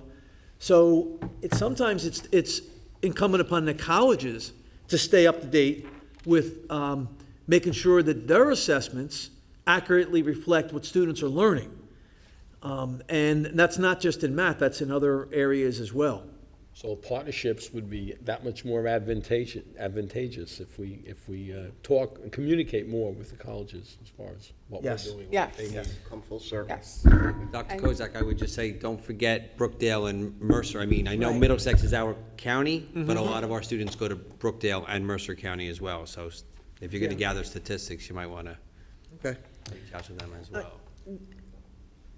I mean, I don't I'm want to sorry. belabor this, but I also would like to make sure that we don't look at this as a criticism or something against, using this data as a criticism. It's a tool to make sure we're helping our students achieve. That, the minute we get concerned about, oh my God, it might not be reflective of Monroe, we sort of lose sight of what the goal is. And the goal is to get an accurate picture of what our students are achieving or how we can help them. So, but it's interesting because if the colleges have expectations, is it because they have an older version of what the global market needs, or a newer version? I mean, so again, we have to be careful of dumbing down the curriculum because we think the colleges are wrong, or like what is the real problem? I think, and that's like beyond the board right now, but again, we need to be cognizant of what the full picture is and prepare our students globally. But also, I mean, there's been some criticism of the way we're teaching right now. And I know the method of teaching evolves over time, but, you know, we may not be teaching the kids, we may be teaching them to pass standardized tests, but we're not really teaching them to think. So you really have to coordinate that. That's the critical thing. I'm only smiling because, again, I wrote down probably 20 different things, but no, it was actually 12, but things that I would like to focus on this year. And some of them will be on the district, some of them would be actually, at a later point, I would like to present as maybe merit goals, but the dispositions or habits of mind of getting things to think critically and using creativity, that certainly fits in very well with that. Did you look at my notes, Ms. Summerlin? Well, and just let me say this, I'm going to do a feel-good statement that despite the evaluation wherein some people seemed a little critical of other board members, this is the kind of thing that overall board members want student achievement. We want to support the administration in its goals to do the right thing. And as you can hear from Dr. Kozak, he's not just interested in scores, and I'm honored that he's not, and I'm glad that we're having this discussion because we're having a discussion about doing the right thing for the students. So I'm patting ourselves on the back, but also thanking the administration for this type of discussion. So despite some of the little snipes, I think, that were in the self-evaluation, I think that the board is really looking for the right thing to do. You can see that. Yeah. Yeah. If I can, I just want us to look at how many, goals we have, and consider whether we want more, or is that sufficient? What do we have, 5 there? I'd like to do one more. Now, we might not take it, but I'd like to do one more. I'm thinking because of some of the things I've seen on the board self-evaluation, that perhaps we should have a district survey, like a climate survey. We learned that at school boards. And I'm thinking, in district. In district. Yeah. Okay. Not a community survey, but an in-district survey, like of administrators, teachers, that kind of thing. Yeah. In spite of what New Jersey school boards would say, if I was a teacher leader, that would be so skewed. You have no idea. Well, we would try to have it where it's anonymous, so no one knows who it is, and people look. Wouldn't matter. We trust the teachers. Surveys. Well, okay, school. I'm just I know. putting forward my training. Well, you need more of it. Well, thank you, Mr. Braverman. Hopefully I'll be able to do another term where I'll learn even more. District climate survey. Okay. Those, they're tough because of the way you assemble, and we do them when we're doing the superintendent searches, and we do them for strategic planning, and they are very, very difficult if they're not worded exactly correctly, and people earn their livings writing surveys. So, but we're a tough crowd. I was going to say, we can handle it. It's a good tool to collect data, particularly if it's done anonymous. I would ask Mr. Gorski, he's been here has Monroe ever done a 2012. climate survey? 2012? The last one. Oh, just 4 years ago? Oh, okay. Was that before? Yeah, that was just before the strategic planning. I think that was Dr. Hamilton was the superintendent. Yes. And did you feel that was a good use of time? I mean, when the results were sort of compilated, Certainly, you could get benefit from the results. It's a nice, safe answer. I see politics in the future. I've been here a long time. That's why he's been here a long time, because Very in good. addition to his knowledge and everything. All right, climate survey it is. Can I ask, and I respect that, Ms. Armenia, but when we say school climate, boy, that covers such a broad area. I think are there underlying assumptions or thoughts or areas that you have in mind? Because you can define climate in a multitude of ways. Well, well, and I think that this is just thrown out and we can hone it to something that works for everybody. But like just one of the things that we've heard, parents and students bring up information about how frightened the teachers are about the park situation and the teachers' feelings, and yet no teachers came before the board. So I would like a more accurate idea. Maybe we could put a question about park or the kind of testing, or even the kind of, do teachers feel that they're teaching to a test or they're teaching to education? Just how teachers feel in general, maybe morale issues. So I don't have anything specific, but those are the things that come to mind.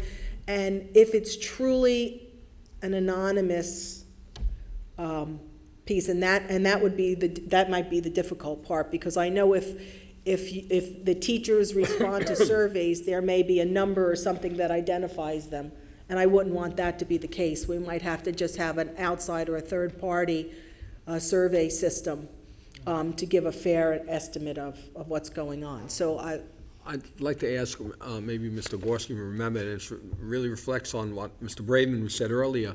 What would the cost be for a survey like that? Well, I think whatever we decide, we're going to go the in-house? costs of everything, There, not just this. there's a lot of new tools that make it cost-effective, like SurveyMonkey, for example, where for a couple $1,000s, you could get a good temperature reading of But it's the questions, though. Like we'd the have to Survey formulate Monkey is the questions. instrument to deliver the survey. It's designing the questions, and that's really what Mary Gassman had said that is crucial. I agree with that. You have to design those. People make their living doing that, and I know from going through research courses, and how you design those questions is so critical and so important. But yeah, maybe a third party, or I don't know. Yeah, and then the third parties get a little pricey when you're asking them to design it, based on. Well, now, is that a district goal or a board goal? Because I think that, are we asking the district to come up with the questions, or is that something that maybe could be, for example, maybe the curriculum committee could come up with a set of questions then that would then be approved by the board for the climate survey? Because I don't know which would be. I don't know which, which way would, What do what were you school boards thinking? say? I don't know. Really, that would be, my opinion, and is that would be a district goal. As a board goal, you might say that you want that to happen. You want to understand the climate in your district. That's okay.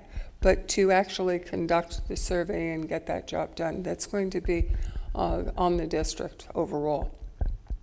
The board shouldn't really be involved in that. You can say that you want to target curriculum, or it's morale. If you're concerned about morale, if you're concerned about the testing, you can provide suggestions as to what you're concerned about. But there again, your administrators need to make the final decision on. Well, I thought, again, having gone to training with school boards, it was one of their suggestions. I'm sure there's some kind of template or something that school boards. That's a question I'm going to have for them tomorrow, Okay. because I haven't heard that, although I take that back. I mean, they're big on surveys. We run them all the time.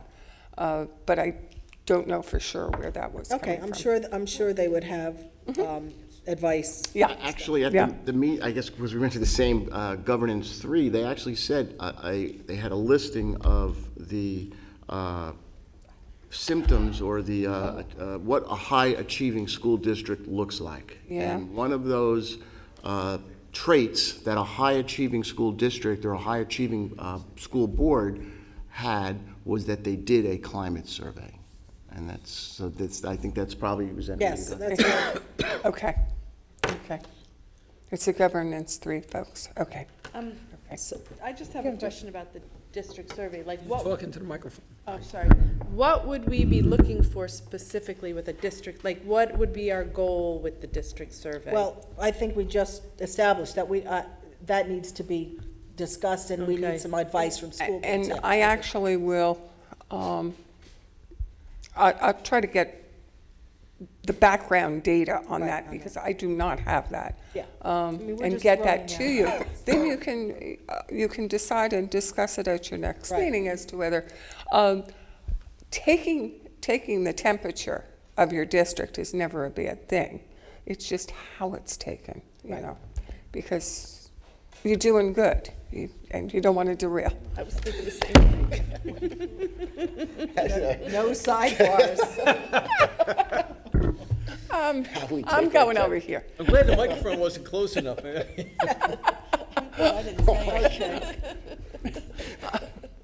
Okay, how are we doing?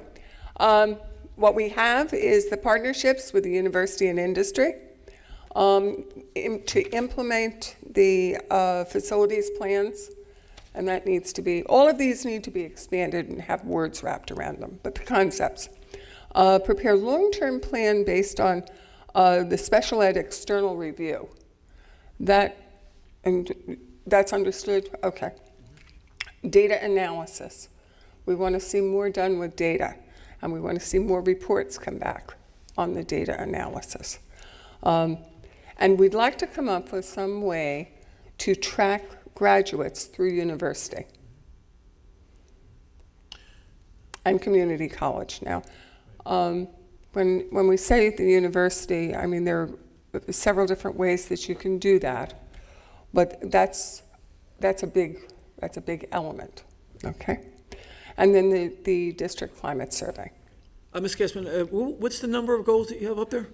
6. 6, okay. I just, in addition to the other your running the spare district. And so, Well, that's what, I was just going to go there, because you have to remember that when we set these goals, there's day-to-day stuff that has to be done.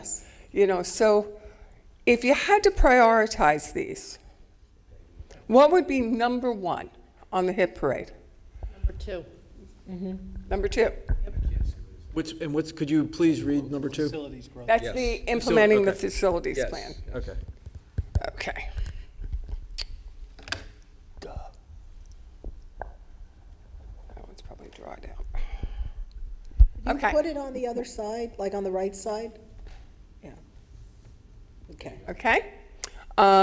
Number 2.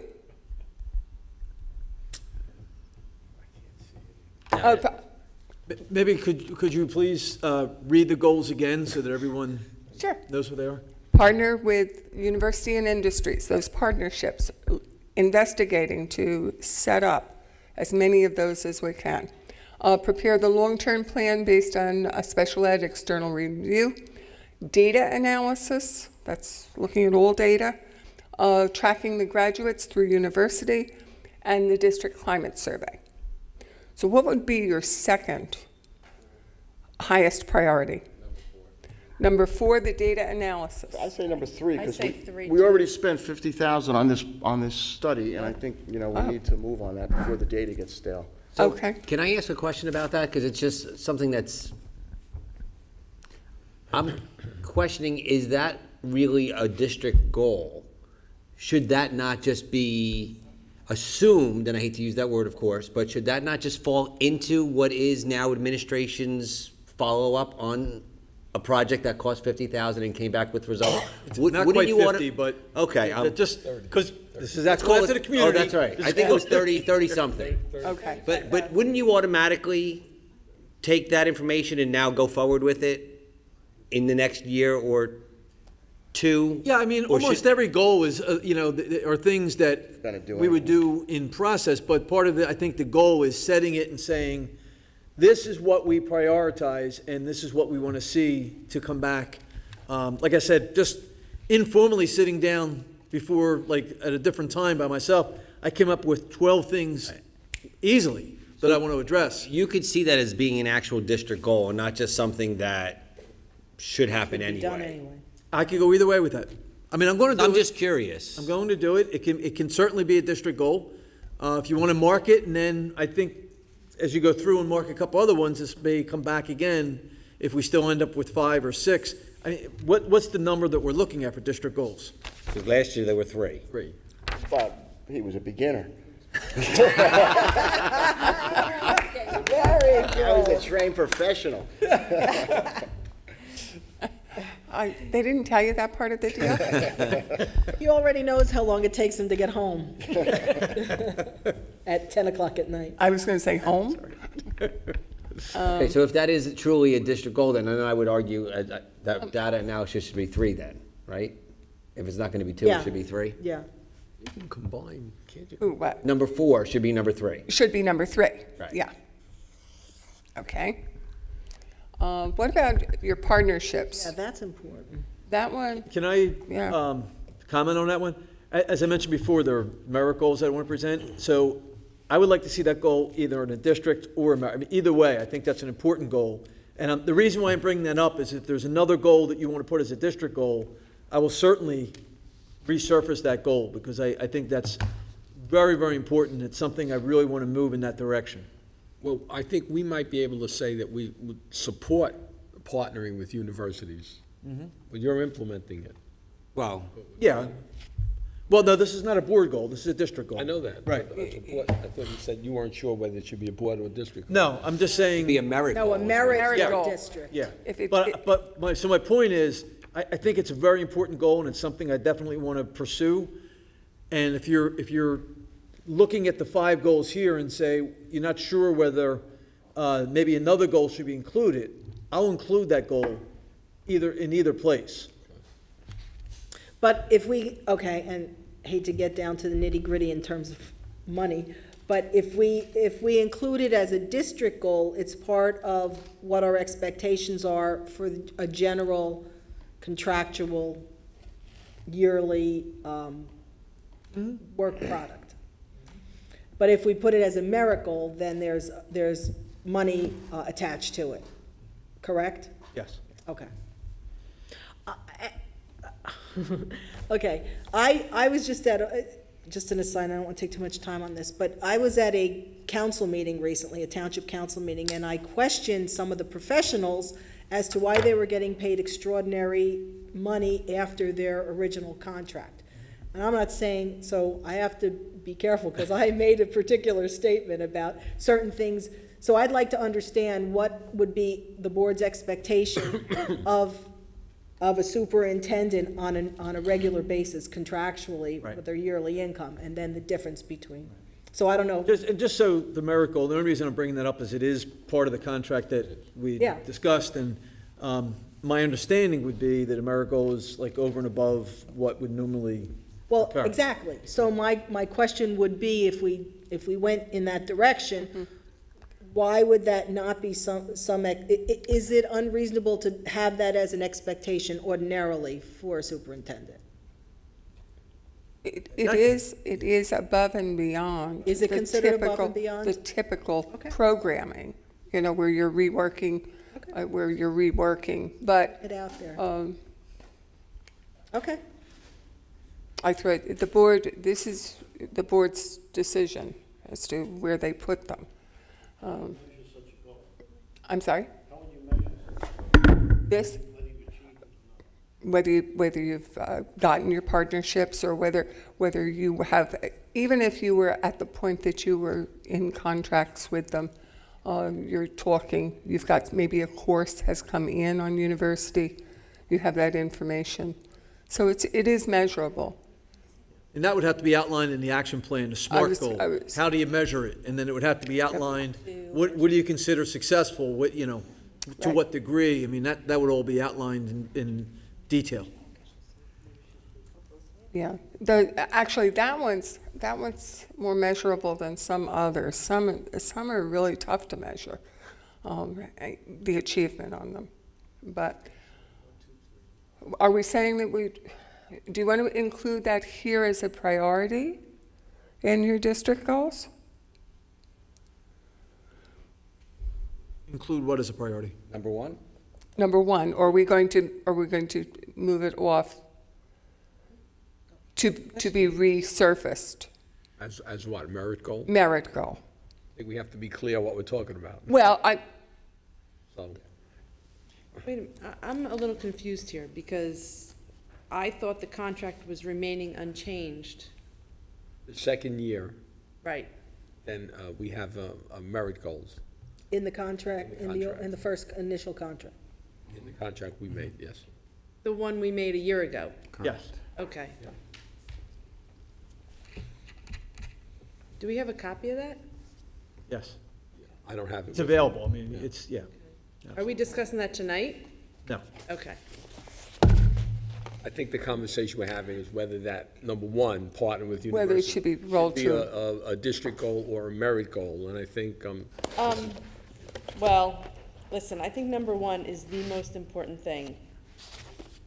Number two, yeah, we put it as number one. That's what I'm totally All right, These the are the implemented identifiers. facilities plan Is is the most important thing. It Yeah, should it take is precedent number over one. everything. That's your number one priority. Okay. Yes, yes. Your number two priority is to prepare the long-term plan on your special ed review. Okay? And number three is this data analysis. I think number 4 might be a good merit goal, personally speaking. That's kind of, to me, a little above and beyond a district goal. It has that, The data? yeah, it has that milieu, if you will, with it, that it could be not something he would do in his normal day-to-day type of situation, just my opinion. I'd have no problem moving that to a merit goal because we still have the Can you use district the mic? survey. I'm sorry? Mike, Talk use into your the mic. We still have the district survey that we'd like to add, so that would be the 4th one, I would hope. And then maybe move number 1, or the new number 1 on the top, to a merit goal, either qualitative or quantitative. Merit, right. Tom, I think when you started that speech, you said number 4, and I think, Number 4 is the climate survey, and we have to, I still want to include that as a district goal. okay, got it. That's, Yeah. Well- it came out differently. Okay, I'm sorry. All right. Okay. The climate survey, you want to include that as a district goal. Personally, yes. And then the data analysis, we're saying that that would move to Well, I think we can have 4 America. district goals. I mean, You can. there's nothing out of You the certainly ordinary. can. Yeah. You know, for Go the ahead. benefit of the conversation, I think that the special education audit is certainly a form of data analysis. So you could almost combine the long-term plan for the special education review and continued data analysis. Right. If Okay. you like that. Thank you, Mr. Gorski. I agree with Much appreciated. it takes a CPA to figure that out. Why don't we take all 6 goals and put them in, no, never mind. I'm just kidding. I'm just kidding. That's a good idea. I'll go with it. Don't blame me for that one. No. So now we're down. Oh, you were doing that anyway. I think that works. Mathematics through Park. All right. What about tracking our graduates? It's That's got a nice, that's got a nice got a merit nice ring. merit. that. Goal kinda. Oh, Yeah, that's got a merit ring to it. He's writing. See, I'm asking graduates as they're going into school. There's a survey. all right. District goals. Number one priority is the facilities plans, implementing those. Right. Number two priority is data analysis to include the special ed review. And number three is the district climate survey? Yes? For me. Okay. Now, it's moving on in time. I think we've talked about the successes in the district quite a bit this evening. Was there anything else that you saw as board goal or district goal that we may have missed through the conversation? Or have we hit everything? I think we hit everything. You want me to go home? I'm going to go home. Okay. All right. The next step is I take the scratchy notes home and come up with a report for you and try to wrap some words around it, which I will send up in draft form, very much in draft form. And then hopefully you'll have them for the meeting. You said it was on the 27th, so you will definitely have them then. Yeah, I'd like to thank you very much for what you did tonight, facilitating this, and we certainly met our goals for tonight. So thank you very much. Okay, the next item on our agenda is a public forum. I don't see anyone from the public. Is there someone sitting in the back that I maybe can't see? I'm not seeing anyone. We could skip that then to our closed session resolution. Be it resolved that the Board of Education of the Township of Monroe hereby moves to go into closed session in accordance with Sunshine Law, Chapter 231 of the Public Laws of 1975, NJSA. Oh, I'm sorry. NJSA 10:4-6 through 10:4-21 to discuss the following subjects: harassment, intimidation, and bullying. Following closed session, action may be taken. The discussion conducted in closed session can be disclosed to the public at such time as the need for confidentiality no longer exists. So moved. Do I have a second? Second. Thank you. All in favor? All in favor? Aye. Folks, I need you to vote. Aye. Is it unanimous? Ms. Arminio, Mr. Mayor, are we in favor of closed session? Yes, aye. Okay, it's unanimous. There's no opposition. Thank you. How long should this be? 10 minutes? 10 minutes. 10 minutes? Sorry about that. That's okay. All right, thank you. We'll be back in 10 minutes. Okay, we're still in session. We're up to the next public forum. I see no one from the public, so we could skip that. Next scheduled Board of Education meeting is Wednesday, July 27th at 7 p.m. right here at the high school. And now I'd like to make a motion to adjourn. So moved. Do I have a second? Second. We could vote. All in favor? Aye. Aye. Unanimous? Thank you. We are adjourned. Aye, everyone. That was